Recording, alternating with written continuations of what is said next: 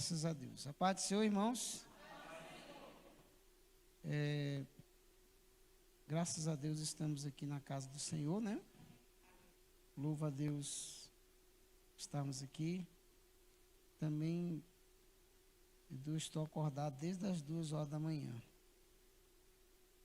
Fiquei estudando, lendo, falando com o Papai do Céu também. E eu estou escrevendo a Bíblia, irmão. Já estou em João. Terminei acabei o Evangelho de Lucas essa semana passada. E agora já estou escrevendo o livro de João. E falo para os irmãos que está gratificante, viu, irmãos? Muito interessante. Muito bom. Uma forma diferente de ler a Bíblia. Viu? É uma forma diferente de ler a Bíblia. Muito bom. Vamos ler a palavra de Deus, irmãos? Te convido a ler o tema da nossa mensagem, né? Que é Lucas 15. Lucas 15. Glória a Deus. Eu também tenho esse problema de cochilar em volante. Já cochilei em cima da moto, já cochilei em cima do carro. É uma coisa esquisita. Mas graças a Deus nunca sofri acidente não, irmãos. É um negócio assim, que você está assim, de repente você acha... Quem já dormiu de olho aberto aí, irmão? Eu já dormi de olho aberto. De olho aberto, você acredita num negócio desse? A mente apaga e o olho fica aberto. Misericórdia. Vamos ler, irmão. Lucas 15, 29, que diz assim, ó. Mas, respondendo ele, disse ao pai: eis que te sirvo há tantos anos. É potente, né, irmão? Sem nunca transgredir o teu mandamento, e nunca me deste um cabrito para alegrar-me com os meus amigos. Sente, irmão. Irmãos. E tudo a gente aprende, né, irmão? Como estava pesquisando aqui, achei interessante. Esta parábola fala de um pai misericordioso que representa Deus com o seu amor incondicional e de seus 2 filhos. Aqui nós temos uma parábola, irmão, que indica 2 tipos de crente. 2 tipos de crente. O crente que assume que quer ir para o mundo, e o outro que assume ficar em casa do jeito que estava.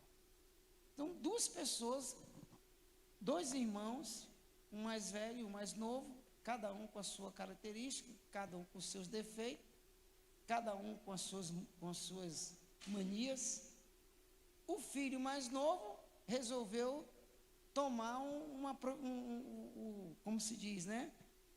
A ousadia diante do pai, falou assim: pai, me dá aquilo que me pertence. Só que na realidade, irmão, se você vê na lei, o filho só tem direito dos bens dos pais se os pais morrerem, tanto o pai como a mãe. Aí os filhos vão ter direito daquilo que o pai e a mãe deixou. Só que o pai pegou e falou: não, meu filho, já que você quer, está aqui o que é seu. Toma. E aquele rapaz pegou aquele dinheiro e o que ele fez? Gastou, né? Foi para o mundão, foi curtir. E o que ele fez? Desbanjou tudo que ganhou. Sabe o que significa isso, irmão? É filhos que não valorizam a conquista do seu pai. Sabia disso, irmão? Filhos que não valorizam a conquista do seu pai. Muitas empresas hoje estão falidas, irmão, sabe por quê? Porque muitas vezes os pais também são culpados, porque não sabem ensinar os seus filhos. Fica passando a mão nos erros deles. Isso é mal, geralmente, de pessoas que andam de qualquer jeito e querem fazer as coisas do jeito deles e acham que está sobre em cima da lei. Fazem o que fazem e acham que não vai dar nada para eles. Então esse filho pródigo aqui demonstra isso, uma característica de irresponsabilidade da parte do filho. Mas a misericórdia de Deus foi muito grande. Amém, irmãos? A misericórdia de Deus, ela é grande. Por isso que a parábola revela um pai misericordioso. Ele não era ambicioso. Ele podia muito bem falar assim: não, meu filho, não vou te dar não. Se você quiser ir lá para fora, pode ir. Se vira. Se vira. Mas não, ele falou assim: não, já que você quer, eu vou te dar. E com certeza você vai ter uma experiência. Diz uma história, irmão, de um pai que chamou o seu filho e chegou para ele e falou assim: meu filho, eu estou morrendo. E eu sei que você vai desbanjar tudo o que eu conquistei. Eu vou fazer uma forca para você. Eu vou fazer uma forca para você. Eu vou fazer uma forca para você. Aí o filho não entendeu porque que o pai falou isso. E aí o pai foi e construiu a forca lá no celeiro, deixou lá uma corda, né? E falou assim: você vai esbanjar e você vai gastar tudo que eu tenho. E o pai morreu, exatamente como o pai falou, o filho fez. Esbanjou toda a riqueza do pai, com meretrize, com boate, né? Gastou tudo. Quando ele estava no fundo do poço, ele lembrou o que o pai falou. E aí ele viu aquela forca lá no celeiro. Ele falou assim: eu vou fazer a vontade do meu pai, vou me enforcar. Quando ele chegou lá para se enforcar, irmão, ele botou a corda, pulou, e ele sentiu a corda apertando seu pescoço, e de repente aquela madeira cedeu, quebrou, porque já estava muito velha, e ele deixou ela já meio cortada, pode dizer assim, era só para ele ter uma experiência. E aí o rapaz, quando ele caiu, quebrou-se aquela forca, e dentro da forca, da madeira, estava cheio de pérolas, cheio de esmeraldas, e um bilhete do pai dizendo assim: o pai está te dando mais uma chance. Aí entra aí, na ilusão dessa história, entra o que, irmão? Que a misericórdia do pai, a mesma coisa é Deus conosco. Deus vai te dando misericórdia, vai te dando graça, vai te dando força, vai te dando ânimo, vai te dando... irmão, a misericórdia de Deus sobre a vida daquele rapaz, né? Aí a gente só fala muitas vezes só do filho novo, né? Do irmão mais novo. A gente mete o pau nele, fala dele, critica ele, aquela coisa toda, mas nós esquecemos do outro filho, né? Que era o mais velho, estava dentro de casa, né? Cada personagem nos ensina algo muito valioso sobre nossa relação com Deus. Estamos dentro da casa do Pai, somos filhos. Ora, somos o filho arrependido, ora, o filho também ressentido com a volta do irmão. Irmãos, nós temos um defeito muito... Por isso que a misericórdia de Deus é muito, muito grande sobre nós, irmão. Ao mesmo tempo você está louvando a Deus, ao mesmo tempo você está arrependido, mas ao mesmo tempo você se torna também um ressentido. Por que Deus não me abençoou? Por que Deus não fez isso? Porque começa a entrar no ciclo de murmuração. É o que eu vejo aqui nesse rapaz, o filho o mais velho, ressentido com o próprio pai, não se alegrou com a volta do irmão. Olha a falta de amor, irmão. Que se dane, meu pai nunca ligou, nunca meu pai irmão, pelo amor de Deus, um homem estava dentro da casa do pai, tinha de tudo, do bom e do melhor, mas é aquele chamado filho órfão. É o filho órfão. Está dentro da casa, mas está órfão. Não tem liberdade com seu pai, não tem liberdade com sua família, não tem liberdade com o povo de Deus. Está dentro da casa de Deus, mas está como um órfão. Está como um órfão. Aí fica naquela síndrome de coitadinho. Deus não me vê, porque nada dá certo para mim. Não sei o quê. Está dentro da casa do pai. Está dentro da casa do pai, meu irmão. Dentro da casa do pai tu tem liberdade. Dentro da casa do pai tu tem autoridade. Você tem autoridade, você não é servo, você é filho. Você é filho. Aleluia.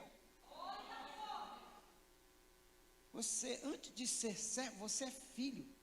Você foi conquistado, você foi chamado, você tem um pai misericordioso. Olha a situação daquele pai, irmão. Todo dia ele ia lá na porta, ficava na porta da sua fazenda, olhando para o horizonte, ver se ele nunca perdeu a esperança daquele rapaz voltar. Ele sabia que ele ia voltar. Porque nada dura para sempre, irmão. A riqueza não dura para sempre. Se você ganhar 100 milhões hoje, se você não souber administrar esse dinheiro, você volta a ficar pobre de novo. Você fica pobre de novo. Não é, irmão? Fica, porque não sabe administrar. Está dentro da casa, tem autoridade, mas vive como órfão. Vive como uma pessoa que parece que não conhece o pai. O pai ficou tão alegre quando viu o filho voltando. Viu aquele filho, ele já estava dado como morto. No lugar do outro, do irmão se alegrar, no lugar do outro chegar. Sabe o que significa isso aí, irmão? Significa falta de amor. E a Bíblia diz: aquele que não ama seu irmão, não ama a Deus. Como eu digo que eu amo a meu Deus, se eu desprezo e não amo meu irmão? Ei, irmão, está dentro da casa do pai. Vive com o pai. Tem liberdade de comer as coisas. Irmão, ele tinha liberdade de ir lá pegar o cabrito. Não precisava o pai falar: meu filho. Não, ele tinha autoridade. Ele não era servo. Servo que tinha que chegar diante do pai e pedir para o seu senhor se ele podia comer aquele cabrito. Mas ele não, ele era filho. Ele era filho. Há uma diferença muito grande, irmão, de filho. Os meus filhos têm autoridade de entrar na minha casa. Eles não são convidados. A Verônica não é convidada para ir na minha casa, nem o Vitor. A hora que eles chegarem na minha casa, eles são bem-vindos, porque eles são meus filhos. Mas você só pode entrar na minha casa se eu te convidar, porque você não é meu filho. Qual é a diferença? Você está me entendendo, irmão? A importância de nós sermos eleitos. Você é eleito. Você é filho. Você conhece o teu pai? Você conhece a Deus? Você tem...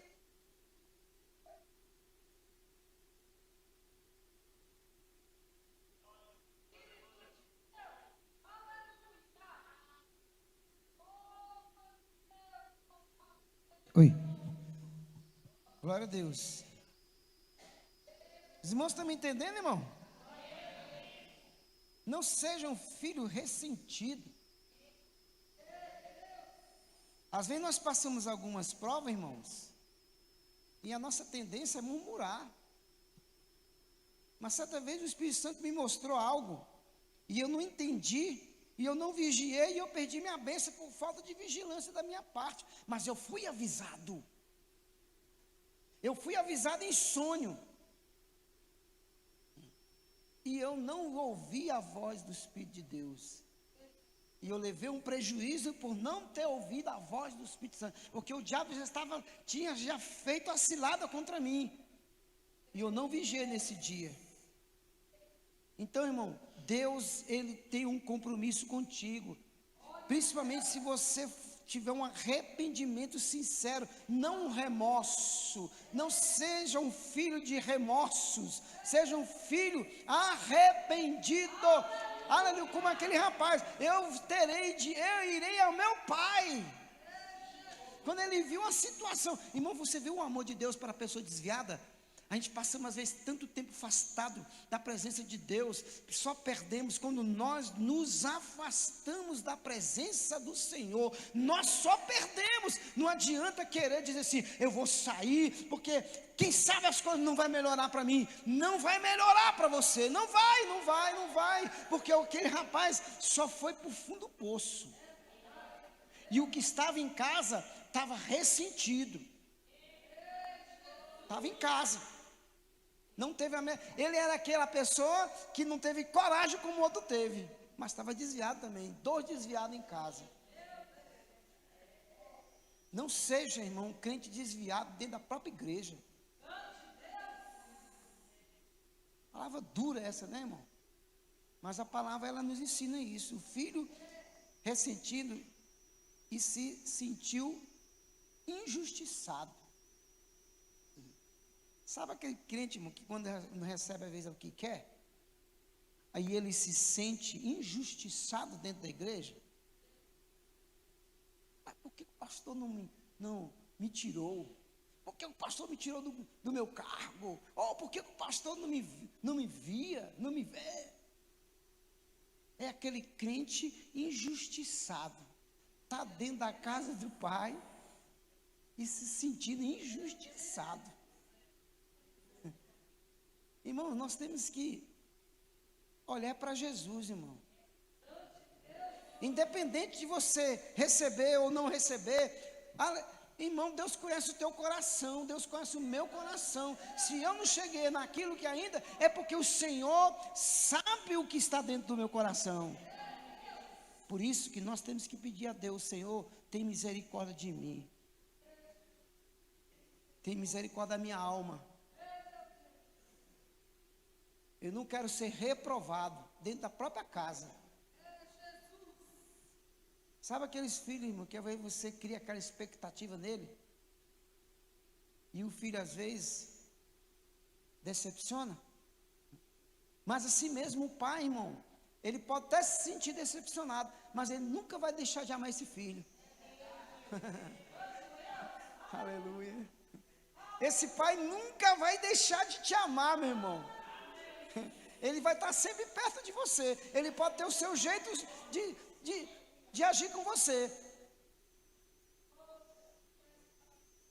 Mas um pai que ama, uma mãe que ama, o nosso Pai Celestial, o nosso Senhor da nossa vida, o nosso Senhor da nossa alma, Ele nunca desistirá de nós. Enquanto você tiver fôlego de vida,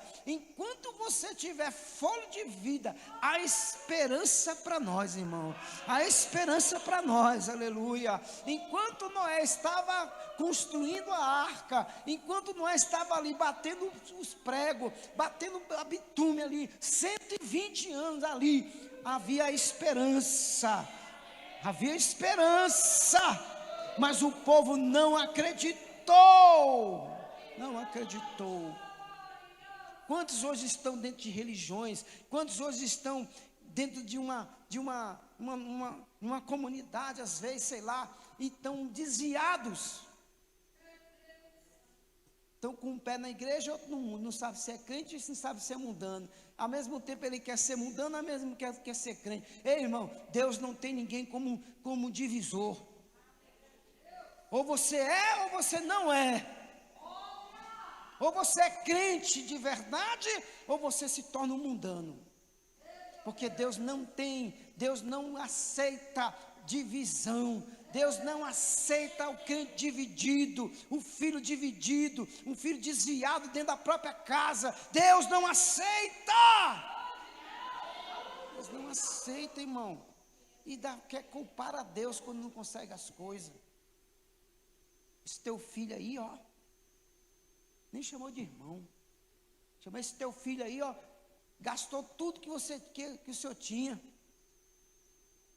E eu não pude nem matar um cabrito, que o senhor nunca me deixou matar um cabrito. Olha aí, irmão. filho rebelde? Não pediu. Ei, irmão, você tem liberdade diante de Deus. Olha o recadinho para você: pedir, pedir, dá-se-vos-á. É só pedir, é só pedir. Aleluia. Se você pedir com fé, você alcança, porque o teu Pai te dá, e Ele tem prazer de dar para nós aquilo que nós precisamos. Aleluia. Portas se fecham, portas se abrem. Quantas portas se fecharam para mim, irmão, nos meus 56 anos de vida? Umas eu fechei com minhas próprias mãos, outras não. Mas Deus nunca deixou eu mendigar o pão. Deus nunca deixou eu mendigar o pão. Sabe por quê? Porque eu sou filho. Eu sou filho.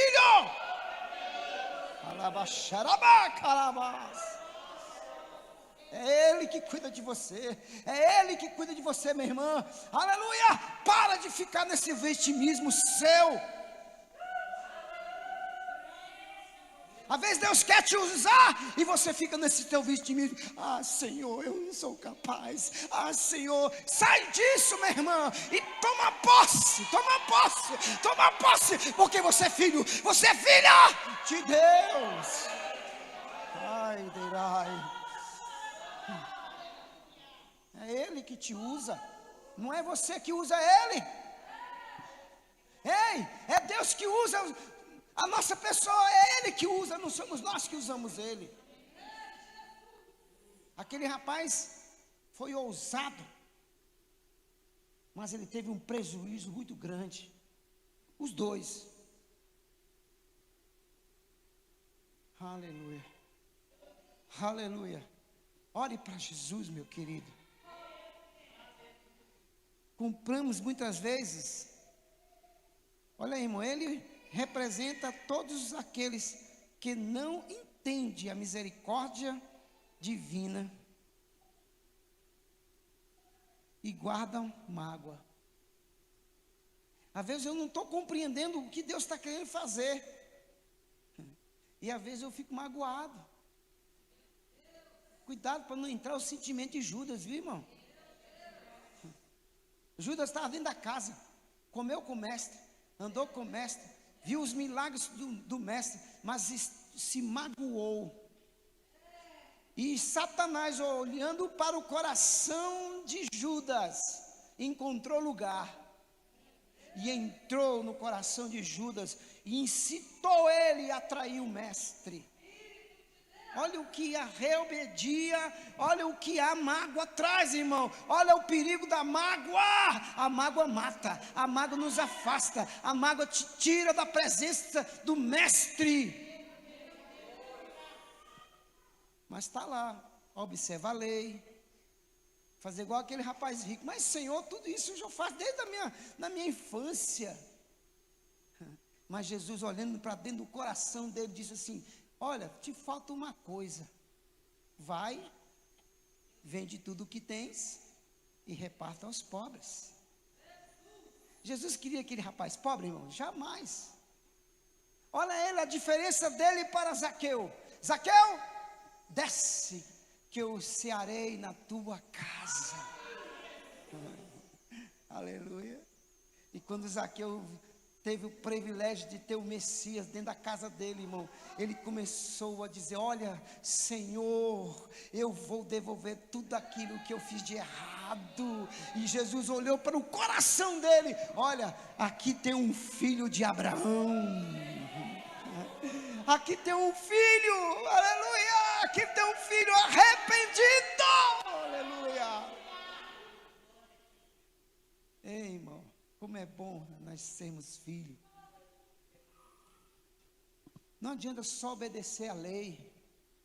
Tem muita gente que está só tomando banho no batismo, só está tomando banho de água fria, mas não está tendo mudança de vida.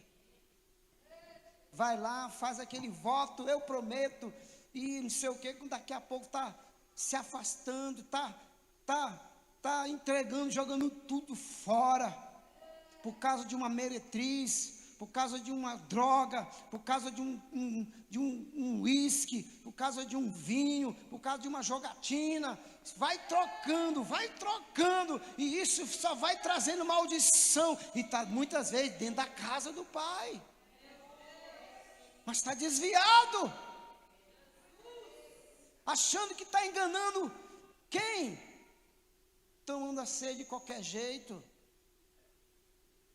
andando de qualquer jeito, xingando, andando, fazendo as coisas erradas, sendo desonesto com as suas coisas, dá nó em pingo d'água, e está dentro da casa do pai. Cuidado, irmão, não sejamos filhos pródigos. Nós não somos pródigos, nós não somos filhos de Beliais, nós não somos bastardos, nós somos filhos de Deus, fomos conquistados, fomos lavados, fomos purificados pelo sangue precioso que foi derramado lá na cruz do Calvário. Cada gota de sangue que caiu no chão foi por amor a ti, cada açoite, cada humilhação foi por amor aos filhos, futuros filhos, porque lá em João diz: aquele que aceitar, aquele que renunciar, se tornará de criatura para filho, de criatura para filho. Amém, irmão? Então, Deus é maravilhoso, não é? Não guarde mágoa. Quando Deus te usar alguém para te repreender, não guarde mágoa. Porque a Bíblia diz assim, que Deus corrige o filho que ama. Deus corrige o filho que ama. O pai podia muitas vezes reprovar o filho, mas não, ele chegou e falou: meu filho, você é meu filho, você tem autoridade dentro da minha casa. O pai foi lá e não foi isso para ele, irmão. Ele não repreendeu, ele não reprovou o filho. Ele podia muito bem também chegar para o novo: olha, rapaz, agora eu vou te dar uma surra, eu vou te... Não, pelo contrário, ele abraçou o filho, ele chamou os servos dele e falou assim: olha, pega lá a melhor veste, pega um anel, pega uma sandália, mate um cordeiro e vamos celebrar, porque esse rapaz estava morto e agora está vivo. Se alegre, meu irmão, quando alguém voltar para Jesus. Se alegre quando alguém se dispõe a fazer a obra de Deus. Não sejam, aleluia, invejoso. Às vezes chega uma pessoa nova na igreja, o filho mais velho vem com a sua símbolo do mais velho. Ah, mas ele começou agora.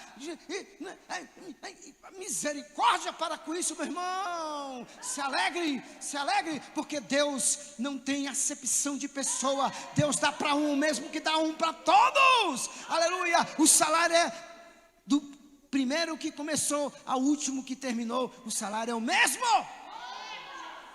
O salário é o mesmo. Seja ele presbítero, seja ele missionário, seja ele um membro, seja quem for, entrou na casa de Deus, levante a bandeira e ajude ele a crescer, meu irmão. Isso é filho que faz isso. Filho age assim, filho, aleluia, age assim. Agora, bastardo, filho desviado, maltrata,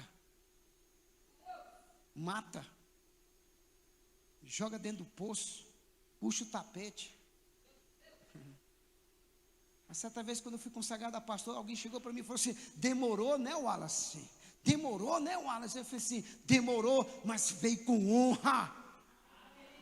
Não precisei puxar tapete de ninguém, não precisei fazer nada de errado para conquistar um título, não, porque eu já tenho um título antes de ser consagrado. Você já é, meu irmão, você já é, meu irmão. Às vezes você fica preocupado com um título, mas você já é, minha irmã. Porque quem chama é Deus. É Deus. É Deus e mais ninguém. Aí fica ressentido porque o pastor não me apresentou. Aí eu fico ressentido porque o pastor não me vê. Para com isso, meu. Para com essa símbolo de filho mais velho. Não seja filho velho. Filho velho, profeta velho, só mata o profeta novo. Cuidado, irmão, para você não ser profeta ou filho velho. Eu não quero ser filho velho, eu quero ser crente, renovo. Crente renovo, crente cheio do Espírito Santo, cheio da unção de Deus, cheio da graça que o Pai dá para os seus. E é Ele que dá. Mais ninguém. Pastor não vai te dar graça. Pastor não vai fazer. Não, irmão, a única função do pastor é administrar a bênção. Você crê nisso, irmão? Eita glória. Então cumpra, irmão.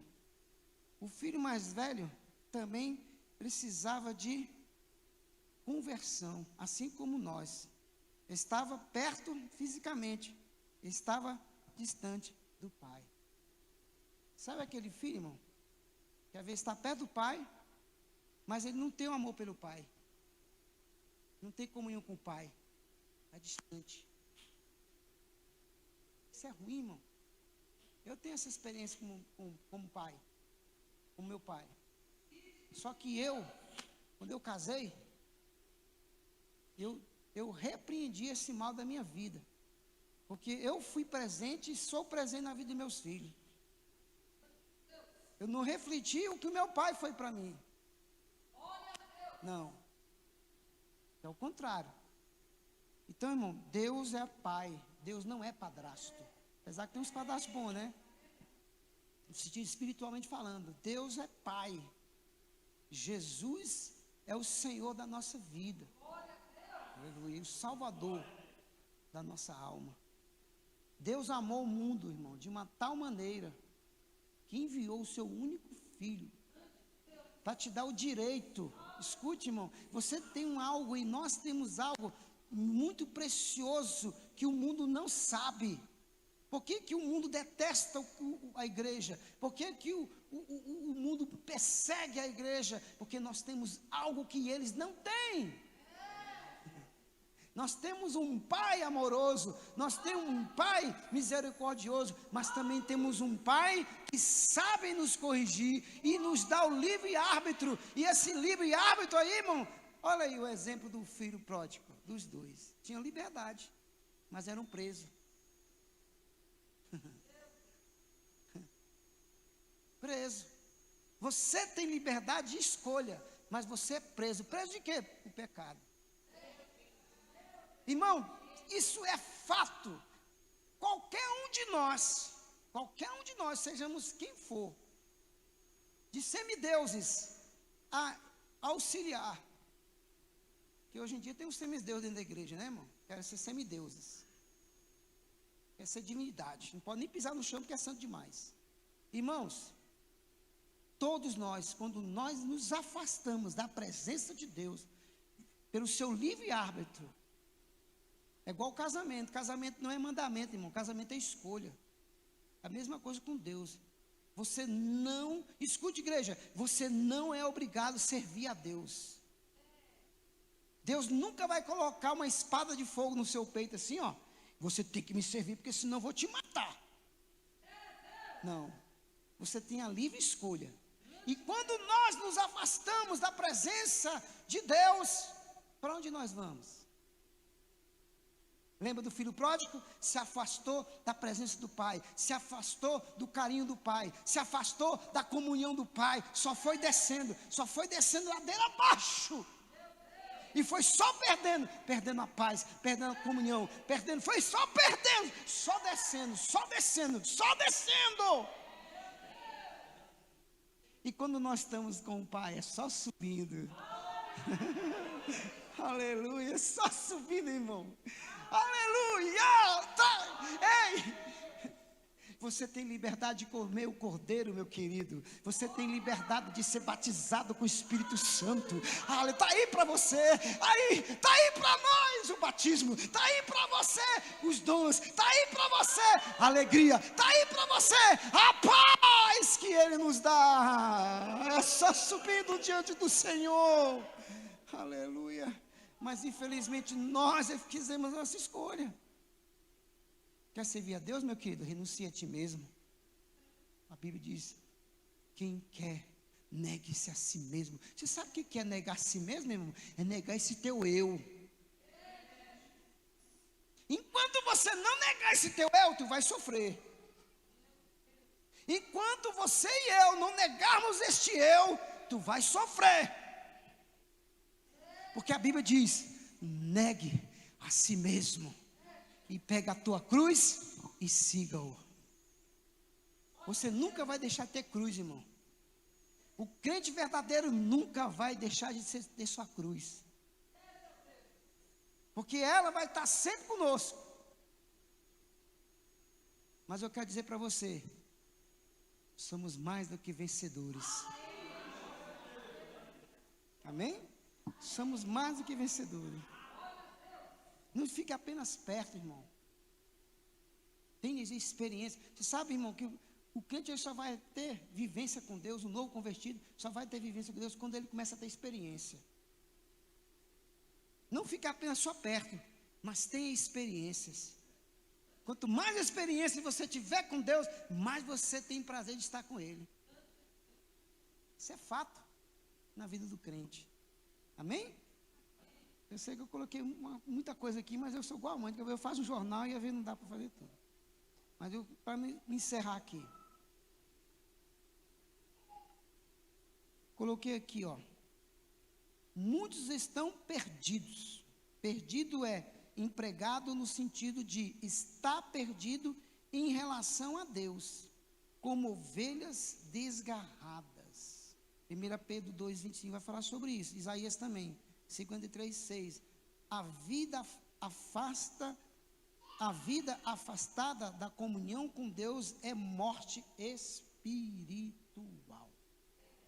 Isso é fato e verídico. A Bíblia diz que o salário do pecado é o quê? A morte. Você já percebeu, nós que somos crentes, quando nós pecamos, o que acontece com o nosso irmão? Na hora o Espírito Santo fala com você. Se o Espírito Santo estiver com você, na hora o Espírito Santo, você fez isso, a tua alma se entristece na hora, irmão. Na hora que nós estamos praticando um pecado, aparentemente parece que está tudo legal, né? Ó, mas quando você termina de praticar o pecado, vem a acusação na hora. E se você não está sendo acusado pelo Espírito Santo, é porque o Espírito Santo já saiu. E se o Espírito saiu, é morte. Está me ouvindo, igreja? É morte na nossa vida. Por isso que nós temos que vigiar. Vigiar, porque se nós não vigiarmos, nós pecamos e caímos da graça. Volta-se para Deus é alcançar a vida verdadeira. João 11:26. Não sejamos como um filho indigno ou religioso, que está na casa como órfão, vivendo na casa e não desfrutando das verdadeiras bênçãos do Pai. Amém, irmãos?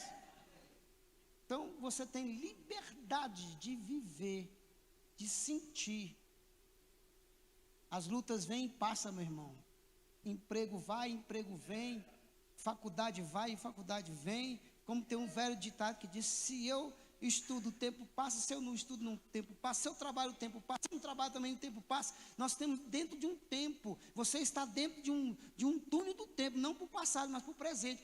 Como você e eu queremos estar daqui a 10 anos se Jesus voltar? Como eu vou estar? Mais crente ou desviado? Como eu estarei? Como eu estou agora? Deus não te olha com tempo de casa. Escute, irmão. Deus, eu tenho sempre falado isso aqui. Deus não olha para você como tempo de casa. Eu tenho 40 anos, eu tenho 50 anos, eu tenho 10 anos, eu tenho um ano de crente. Ei, escute. Deus olha como você está agora. Como eu estou agora. Se Jesus voltar a olhar para mim, se o anjo do Senhor olhar para mim, o que ele vai falar? É joio ou é trigo? Porque os anjos vão saber quem é joio. Os anjos vão saber quem é bode. Os anjos vão saber quem está em comunhão plena com o Espírito de Deus, plena com o Senhor Jesus. Os anjos vão saber, porque eles são os cefeiros. Eles são os cefeiros e eles têm autoridade de Deus. Você sabe por que o anjo não pregou para você, Cláudio? Porque se o anjo tivesse pregado para você, ele teria te matado. Porque ele ia cumprir o que está lá escrito lá, na palavra de Deus. Quem crê, será salvo. Mas quem não crê, já está condenado. Vamos colocar de pé, em nome de Jesus. Amém, igreja?